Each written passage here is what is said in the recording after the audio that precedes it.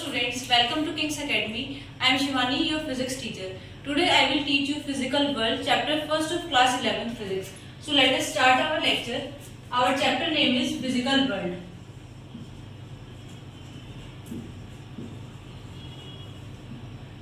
First chapter है. इस chapter में हमें क्या पढ़ना है? फिजिक्स के बारे में पढ़ना है.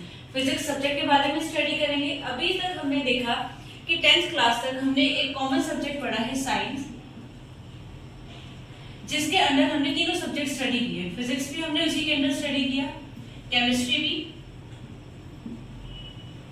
And biology. अब जैसे ही हम 10th से 11th क्लास तक प्रमोट होते हैं, हमें एक पर्टिकुलर सब्जेक्ट की एक डिटेल स्टडी चाहिए होती है. तो हम यहाँ पे क्या करेंगे? फिजिक्स सब्जेक्ट के बारे में स्टडी करेंगे. फिजिक्स के बारे में स्टडी करेंगे उससे पहले हमें पता होना चाहिए कि साइंस क्या है. तो साइंस क्या है? एक सिस्टम ऑफ नॉलेज है, एक ऐसा सब्जेक्ट या जिसको बोले a system of knowledge which depends on observations and experimentation. Day by day क्या हो रहा है? एक्सपेरिमेंट्स होते जाते हैं और हमें नई नई ऑब्जर्वेशंस मिलती जाती है. तो साइंस का एक सब्जेक्ट है, यही इसी की स्ट्रीम है. हर पर्टिकुलर स्ट्रीम की अलग फील्ड में अपनी एक थ्योरी है, एक स्टडी है. हमें यहाँ पे पढ़ना है फिजिक्स के बारे में. तो हम देखते हैं फिजिक्स क्या है. फिजिक्स की डेफिनेशन अगर हम देखें तो एक हमें पता है ये क्या है, वाइड रेंज की ऑफ नॉलेज है. तो हम एक पर्टिकुलर डेफिनेशन में तो इसको स्टडी नहीं कर सकते, बट फिर भी हमें बहुत सारी डेफिनेशंस मिली थी. तो सबसे पहले जो हमें डेफिनेशन मिली वो एनसीईआरटी से मिली. तो अकॉर्डिंग टू एनसीईआरटी हमें जो डेफिनेशन मिली फिजिक्स की वो मिली the precise definition of physics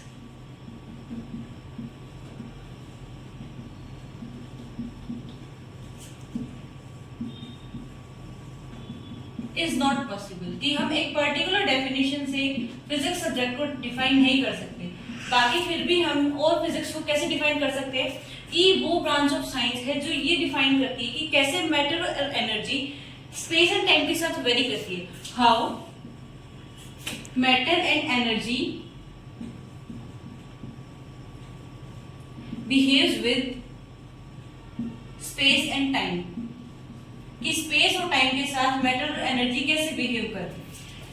एक साइंटिस्ट थे ग्रीक्स के अकॉर्डिंग जो हमें साइंटिस्ट ने हमें जो बताया वो बताया कि फिजिक्स क्या है? नेचर है. मतलब physics is nature.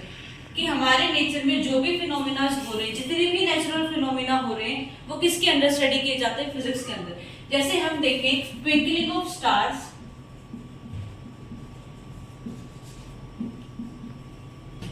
Formation of rainbow,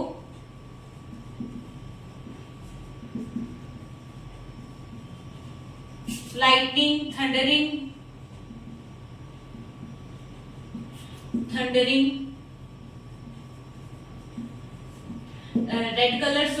red color of danger signals. ये सारे जो भी चीजें हो रही है हमारे सराउंडिंग्स में हो रही है, हमारे नेचर में हो रही है, इन सबको एक्सप्लेन करने के लिए अलग अलग लॉज दिए गए. वो सारे लॉज एंड प्रिंसिपल किसके अंदर स्टडी किए जाते हैं? फिजिक्स के अंदर. जरूरी नहीं कि यही सारे फिनोमिना है, जितने भी नेचुरल फिनोमिना है. हम बात करते हैं इलेक्ट्रिक करंट की. तो इलेक्ट्रिक करंट में जितने भी वायर में करंट पास हो रहे हैं, ये भी तो सारी किसमें हो रही है? नेचर के अंदर हो रही है. तो ये जो भी स्टडी पढ़ते हैं वो किसके अंदर पढ़ते हैं? फिजिक्स के बारे में. फिजिक्स के अंदर स्टडी की जाती है. तो हम इससे एक कंक्लूजन ये निकाल सकते हैं कि फिजिक्स वो ब्रांच ऑफ साइंस है जो डील करती है स्टडी ऑफ नेचुरल फिनोमिना. तो हम इसे क्या बता सकते हैं? एक पर्टिकुलर डेफिनेशन हम ये दे सकते हैं, physics is that branch of science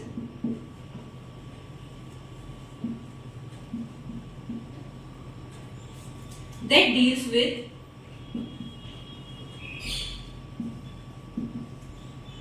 the study of natural phenomena. कि हमारे एनवायरनमेंट में जितने भी नेचुरल फिनोमिना हो रहे हैं उन सबकी स्टडी जिस भी हम ब्रांच ऑफ साइंस के अंदर करते हैं वो होती है physics.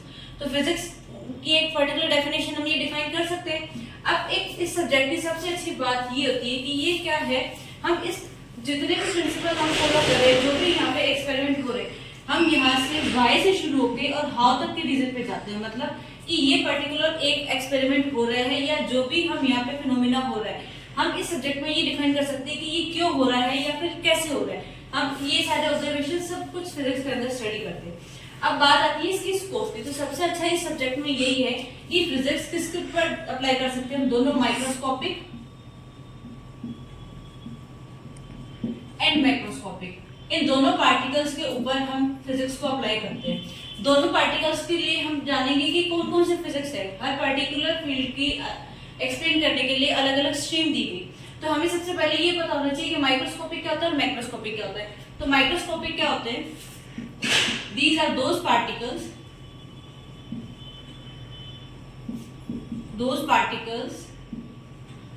which cannot be seen by our naked eyes। मतलब ये पार्टिकल्स, माइक्रो का मतलब होता है स्मॉल, तो ये वो बहुत छोटे पार्टिकल्स होते हैं जिनको हम अपनी नेक्ड आई से सीन नहीं कर सकते। इन पार्टिकल्स को हम क्या बोलते हैं? माइक्रोस्कोपिक पार्टिकल्स बोलते हैं। इसी तरह से हम बात करें मैक्रो की, तो मैक्रो का मतलब होता है लार्ज। तो इनका पार्टिकल्स का साइज इतना होता है कि हम नेक्ड आई से इजीली उनको सीन कर सकते हैं। तो मैक्रोस्कोपिक पार्टिकल्स कौन से होंगे? दीज आर दोज पार्टिकल्स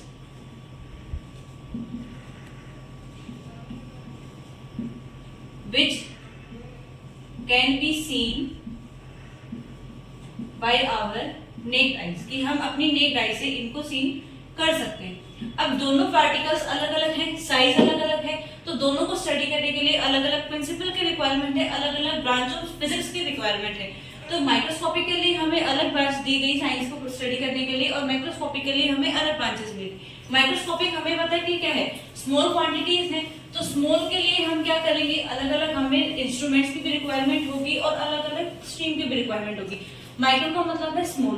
तो जो भी स्टडीज इसके अंदर आती हैं या जो भी ब्रांच हमने अभी तक साइंस में, फिजिक्स में स्टडी की है माइक्रोस्कोपिक के लिए, उसमें क्या होता है? माइक्रोस्कोपिक के लिए हमें एक स्पेसिफिक डायमेंशन नहीं मिलती।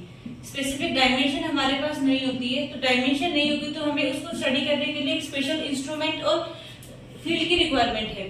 तो स्पेसिफिक डायमेंशन नहीं है, तो हम यहाँ पे जो भी स्टडी करते हैं वो किसके लिए करते हैं? एक प्रोबेबिलिटी बेसिस स्टडी करते हैं, कि हम यहाँ पे एक प्रोबेबिलिटी का रोल प्ले करते हैं कि यहाँ पे पर्टिकुलर एक चांस लेकर चलते हैं कि इस पर्टिकुलर रीजन में ये पार्टिकल मिलने की प्रोबेबिलिटी है या इसमें नहीं है। ये बेसिकली आती है स्मॉल पार्टिकल्स के अंदर। तो हम यहाँ पे इसके अंदर जो भी स्टडी करते हैं, माइक्रोस्कोपिकली हम जो स्टडी करते हैं वो ब्रांच आती है साइंस की, उसको हम बोलते हैं क्वांटम फिजिक्स।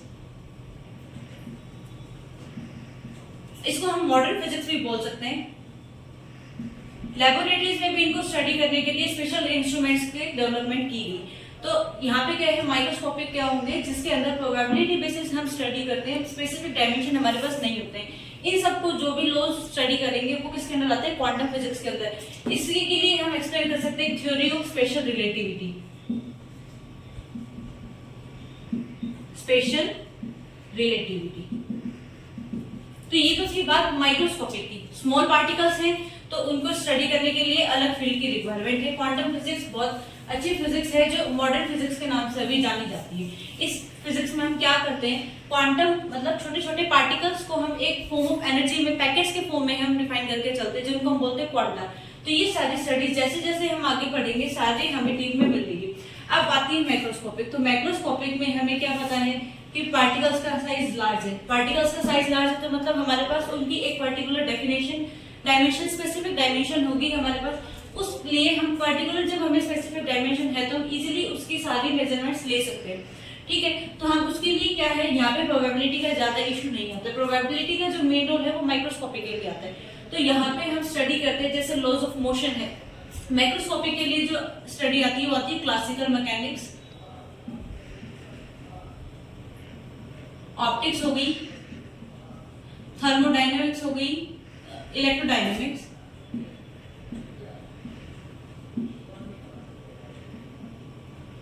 इस टाइप के जो भी स्टडीज है, ये जो भी हम ब्रांच पढ़ते हैं, ये पढ़ते हैं हम माइक्रोस्कोपिक पार्टिकल्स के लिए।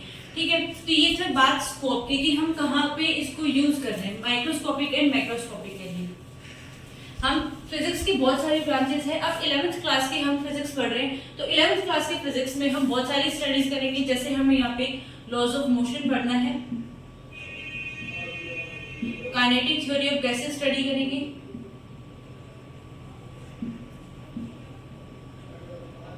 रोटेशनल मोशन स्टडी करेंगे, वर्क, एनर्जी, पावर,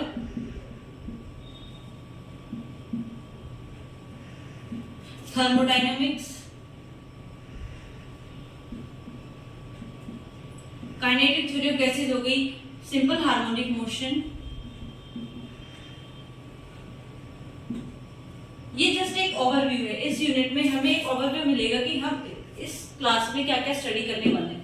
ये जरूरी नहीं यही इतने टॉपिक है, हमें और भी बहुत सारे इसके अंदर लॉज मिलेंगे जो टाइमली हम जैसे जैसे स्टडी अपनी बढ़ाएंगे हम इसको ज्यादा अच्छे से एक्सप्लेन कर पाएंगे। 12th क्लास के लिए हमें ऑप्टिक्स आ गया, इलेक्ट्रोस्टैटिक्स, मैग्नेटोस्टैटिक्स, ये सारे हमें स्टडी करने। तो हम स्टार्ट करते हैं। अब इस यूनिट में हमें क्या है, हमें पता है फिजिक्स के अंदर बहुत सारे लॉज होते हैं। इन सब लॉज के अंदर हम 4 फंडामेंटल लॉज को कंसीडर करके चलते हैं। हमारे यूनिवर्स में 4 फंडामेंटल फोर्सेस हैं। वो फोर्सेस कौन कौन से हैं? The 4 fundamental forces are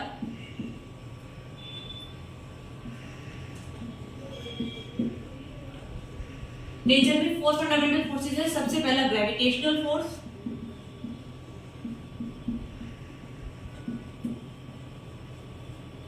electromagnetic force,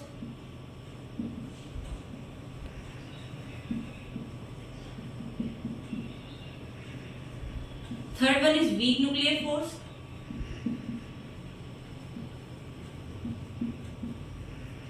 and fourth one is strongest nuclear force.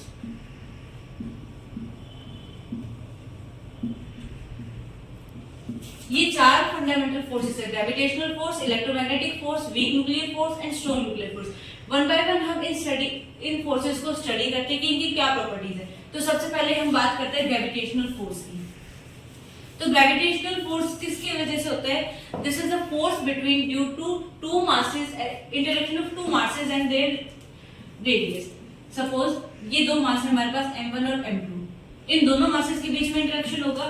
Force of gravitational force जो लगता है वो ये r इनके बीच ऑफ डिस्टेंस ऑफ सेपरेशन। तो ये फोर्स क्या करता है? न्यूटन्स लॉ ऑफ मोशन भी के अकॉर्डिंग हम इसको बोलते हैं कि ग्रेविटेशनल फोर्स है अट्रैक्टिव फोर्स इन नेचर होता है। दो मासेस के बीच में अट्रैक्शन है, interaction of two masses take place in this force. m1 and m2 are two masses of two separate bodies. तो m1 m2 दो फोर्स है, तो ये फोर्स क्या करता है? F is directly proportional to m1 m2 upon r square. ये force mass दोनों जो बॉडी है उन दोनों के मास, प्रोडक्ट के मास के डायरेक्टली प्रोपोर्शनल होगा। इसके जो भी डिस्टेंस ऑफ सेपरेशन है उसके इनवर्स प्रोपोर्शनल होगा उसके रेडियस के स्क्वायर के। तो जब हम इस कांस्टेंट ऑफ प्रोपोर्शनलिटी को हटाते हैं तो हमारे पास F equals to g m1 m2 upon में r स्क्वायर। इस g को हम बोलते हैं universal gravitational constant.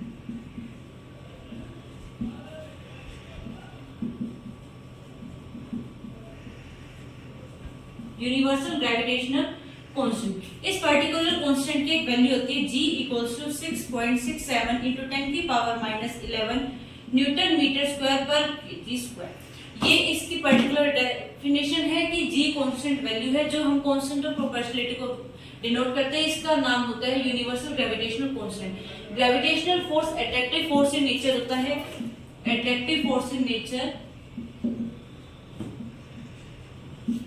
Gravitational force weakest force है। जितने भी फंडामेंटल फोर्स हमने पढ़े हैं यूनिवर्स में, जितने भी 4 फंडामेंटल फोर्सेस है, ग्रेविटेशनल फोर्स सबसे वीकेस्ट फोर्स कंसीडर किया गया है। इसकी टेंडेंसी होती है कि एक बॉडी को अपनी तरफ अट्रैक्ट करने की। तो हम एग्जांपल के तौर पे देख सकते हैं अर्थ और मून के बीच में जो रिवॉल्यूशन हो रहा है वो किसकी वजह से हो रहा है? उन दोनों के बीच में ग्रेविटेशनल फोर्स एग्जिस्ट करता है। और एग्जांपल हम देख सकते हैं कि ओशियन में जो टाइड्स जनरेट हो रही है वो भी किसकी वजह से हो रही है? ग्रेविटेशनल फोर्स की वजह से। इस फोर्स की वजह से अर्थ की टेंडेंसी होती है कि अपने सेंटर की तरफ हर बॉडी को अट्रैक्ट करने की। तो ग्रेविटेशनल फोर्स की हम रेंज देखें तो इनफाइनाइट रेंज का फोर्स होता है। इसकी रेंज क्या होती है? इनफाइनाइट रेंज की फोर्स। तो हम प्रॉपर्टीज देख सकते हैं किसकी वजह से होता है? दोनों मास की, दो बॉडी के मासेस के बीच की इंटरेक्शन की वजह से फोर्स होता है। वीकेस्ट फोर्स इन नेचर होता है, इनफाइनाइट रेंज ऑफ फोर्स। इसकी रेंज क्या होती है? इनफाइनाइट होती है। अब हमें बात करनी है इलेक्ट्रोमैग्नेटिक फोर्स की। Second one is electromagnetic force.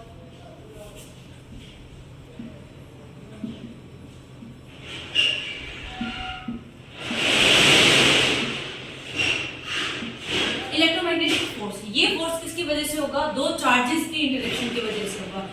इसमें क्या होता है? हमारे पास सपोज दो चार्जेस हैं Q1 एंड Q2। जैसे gravitational force attractive in nature था, ये दो चार्जेस के ऊपर डिपेंड कर रहा है। तो चार्जेस अनलाइक चार्जेस भी होते हैं और लाइक चार्जेस भी।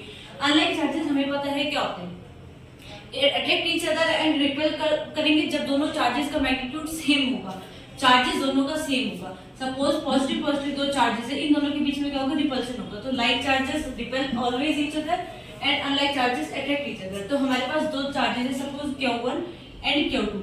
इन दोनों चार्जेस की वजह से जो भी इंटरेक्शन हो रहा है वो क्या है, इलेक्ट्रोमैग्नेटिक फोर्स। तो यहाँ पे अगर दोनों चार्जेस स्टेशनरी है तो हम जब स्टडी करते हैं वो चार्जेस स्टडी करते हैं कॉलम्स लॉ के अकॉर्डिंग। कॉलम्स लॉ के अकॉर्डिंग स्टडी करेंगे। कॉलम्स लॉ क्या कहता है कि हमारे पास दो चार्ज है तो जो फोर्स है वो किसके डायरेक्टली प्रोपोर्शनल होगा, Q1 Q2, इन दोनों चार्जेस के प्रोडक्ट के, और फोर्स इनवर्सली प्रोपोर्शनल होगा उन दोनों के डिस्टेंस ऑफ सेपरेशन। सपोज ये दोनों डिस्टेंस किसी r से सेपरेट किए हुए, तो हम क्या करते हैं, इन दोनों को कंबाइन करेंगे। F is directly proportional to Q1 Q2 upon में r²। इसको हम जब हटाते हैं कांस्टेंट ऑफ प्रोपोर्शनलिटी हटाने के लिए हम k कोई भी कांस्टेंट यूज करते हैं, Q1 Q2 अपॉन में r²। इस k की पर्टिकुलर एक वैल्यू होती है 1 अपॉन में 4 पाई एप्सिलॉन नॉट, जो नियरली इक्वल होता है 9 into 10 की पावर 9 न्यूटन मीटर स्क्वायर पर कॉलम स्क्वायर। तो ये फोर्स क्या बनता है, F इक्वल्स टू 1 अपॉन में 4 pi epsilon not Q1 Q2 upon में r²। ये होता है कॉलम्स लॉ। ये कब एप्लीकेबल है, जब दोनों चार्जेस रेस्ट पे। मोशन के अंदर जब आता है तो मोशन हम जब स्टडी करते हैं वो इलेक्ट्रिक फील्ड और मैग्नेटिक फील्ड की वजह से स्टडी करते हैं। उसके लिए हम जो फोर्स लेते हैं वो आता है लॉरेंट्ज फोर्स। उसका अलग मैग्नीट्यूड एंड फॉर्मूला होता है, वो भी हम जैसे आगे स्टडी करेंगे तब हम इसको देखेंगे। तो इलेक्ट्रोमैग्नेटिक फोर्स दो चार्जेस की इंटरेक्शन की वजह से है और ये स्ट्रॉन्ग फोर्स होता है, लॉन्ग रेंज फोर्स है। बट ये क्या हो सकता है, अट्रैक्टिव भी हो सकता है और रिपल्सिव भी होता है। ये डिपेंड करता है कि नेचर ऑफ चार्जेस क्या है। अगर नेचर ऑफ चार्जेस सेम है तो वो रिपेल करेंगे और डिफरेंट है तो वो अट्रैक्ट करेंगे। Third one is weak nuclear force.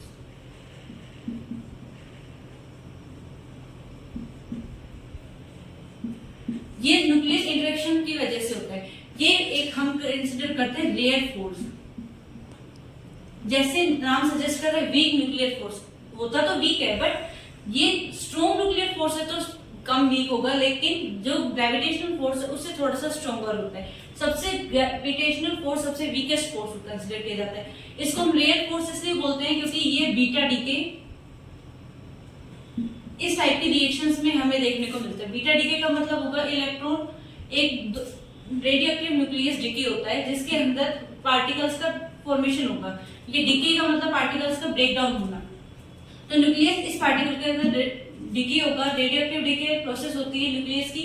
इसमें हमें एक इलेक्ट्रॉन मिलता है और एक अनचार्ज पार्टिकल मिलता है न्यूट्रिनो। तो ये सब क्या है, rare force. Weak nuclear force को हम वीकेस्ट फोर्स बोलते हैं, पर ये ग्रेविटेशनल फोर्स से थोड़ा सा स्ट्रॉन्गर होता है। शॉर्ट रेंज फोर्स होगा ये। जो हमें बात करनी है वो है strongest nuclear force. Strong nuclear force,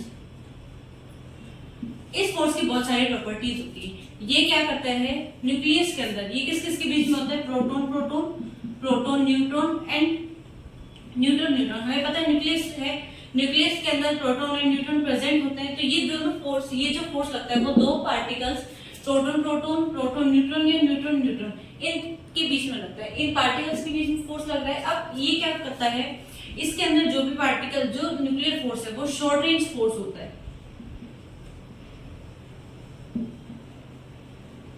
short range force है, ये क्या बताता है, it determines the stability of nucleus. It determines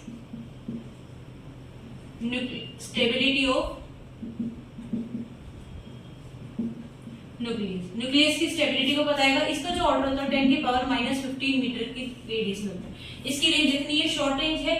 short range है तभी क्या है, हमें पता है प्रोटॉन प्रोटॉन सेम चार्ज है, रिपल होने चाहिए, लेकिन इसके जो फील्ड है वो इतनी स्ट्रॉन्ग है कि ये दोनों पार्टिकल सेम है, उसके बावजूद भी ये पार्टिकल इसके अंदर एग्जिस्ट कर रहा है। किस वजह से, कि ये फोर्स लग रहा है। ये फोर्स का ही इफेक्ट इतना ज्यादा है, ये पार्टिकुलर एक न्यूक्लियस के जो स्ट्रक्चर है वो इसीलिए स्टेबल है क्योंकि इसके अंदर कौन सा फोर्स लग रहा है, न्यूक्लियर फोर्स लग रहा है। शॉर्ट रेंज फोर्स होता है सबसे स्ट्रॉन्गेस्ट फोर्स होता है। तो चारों फोर्सेस में से हम बात करें तो सबसे वीकेस्ट फोर्स कौन सा है, ग्रेविटेशनल फोर्स है, एंड सबसे स्ट्रॉन्गेस्ट फोर्स जो है वो कौन सा है, न्यूक्लियर फोर्स। तो ये थे 4 फंडामेंटल फोर्सेस। अब हम बात करते हैं कि जब हम फिजिक्स की बात कर रहे हैं तो ये एक पर्टिकुलर फील्ड है साइंस की, तो ऐसा तो नहीं है कि सिर्फ इसी का एक अपनी फील्ड में काम है, बाकी अदर स्ट्रीम से भी कैसे रिलेटेड हम वो देखते हैं। तो सबसे पहले हम देखते हैं physics related with other sciences. हम बात करते हैं सबसे पहले मैथमेटिक्स की। तो मैथ से कैसे रिलेटेड है, हम फिजिक्स में क्या करते हैं, बहुत सारे ऐसे सिंबल्स पढ़ते हैं, फॉर्मूलाज पढ़ते हैं, जो हम क्या पढ़ते हैं, जैसे डिफरेंशिएशन हो गई, इंटीग्रेशन हो गई। तो ये सब किस में है, मैथ्स में भी पढ़ रहे हैं। तो ये फिजिक्स से और मैथमेटिक्स का एक बीच में इंटरेक्शन होता है। डिफरेंशियल इक्वेशंस हम मैथ्स में सोल्व करते हैं, वो भी हम फिजिक्स के लॉज को या रिजल्ट्स को निकालने में हेल्पफुल है। केमिस्ट्री है, केमिस्ट्री भी ब्रांच ऑफ साइंस ही है। अब इसका पार्टिकुलर काम क्या है, फिजिक्स के अंदर हम पढ़ते हैं एक्स रे डिफ्रैक्शन। जैसे हम आगे फर्दर स्टडी करेंगे हम इन फिनोमेना को भी अच्छे से पढ़ेंगे। एक्स रे डिफ्रैक्शन है, इसके अच्छे से नॉलेज होने के बाद अगर हम पर्टिकुलर इसके बारे में स्टडी करते हैं तो हम क्या डिफाइन कर सकते हैं, ये कहाँ हेल्पफुल है केमिस्ट्री की स्टेट ऑफ मैटर की प्रॉपर्टीज को जानने में। स्टेट ऑफ मैटर की प्रॉपर्टीज को जानने में हम इसको यूज कर सकते हैं, और पीरियोडिक टेबल को मॉडर्न बनाने में, मॉडिफाई करने में, पीरियोडिक टेबल को मॉडिफाई करने के लिए भी हम इसमें यूज कर सकते हैं। अब हम बायोलॉजी की देखें तो अगर हमारे पास पर्टिकुलर एक अच्छी नॉलेज है, हमें प्रेशर का जो भी कंसेप्ट क्लियर है, तो हम बायोलॉजी में हम इसको blood pressure and functioning of heart, functioning of heart, इसके लिए हम यूज कर सकते हैं। फिजिक्स में हम एक्सरेज पढ़ते हैं, एक्सरेज डायग्नोसिस में हेल्पफुल है। मेडिकल साइंस में हम अच्छे से जानते हैं कि एक्सरेज का क्या रोल प्ले होता है। अब हम बात करते हैं मेट्रोलॉजी में।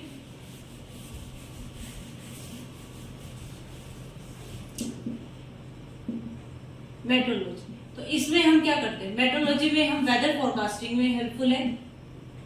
वेदर फोरकास्टिंग में हम बहुत अच्छे से इसको यूज करते हैं। सब चीजें किसके ऊपर डिपेंड है, हम प्रेशर को, तो प्रेशर हम किसमें कर रहे हैं, फिजिक्स में स्टडी कर रहे हैं। तो ये सारी ब्रांचेस एक दूसरे से कैसे रिलेटेड है।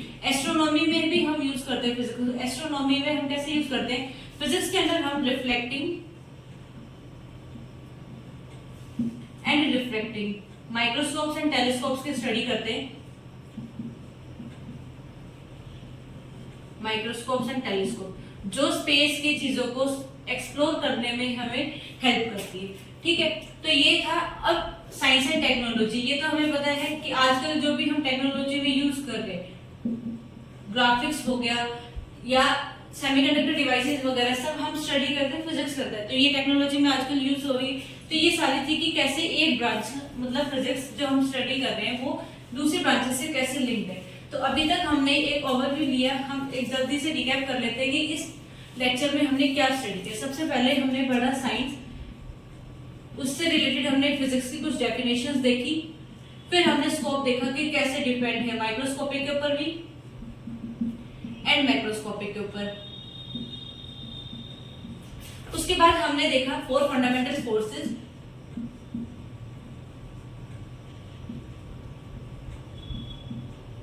फोर फंडामेंटल फोर्सेस में हमने पढ़ा gravitational, electromagnetic, weak nuclear and strong nuclear. ये 4 फंडामेंटल फोर्सेस पढ़े थे। स्ट्रॉन्गेस्ट फोर्स न्यूक्लियर फोर्स है, ग्रेविटेशनल फोर्स वीकेस्ट फोर्स है। उसके बाद हमने देखा कि how physics is related with other branches, कि दूसरे ब्रांचेस से फिजिक्स का कैसे लिंक है। तो ये था हमारा फर्स्ट चैप्टर क्लास 11th का। Thank you students.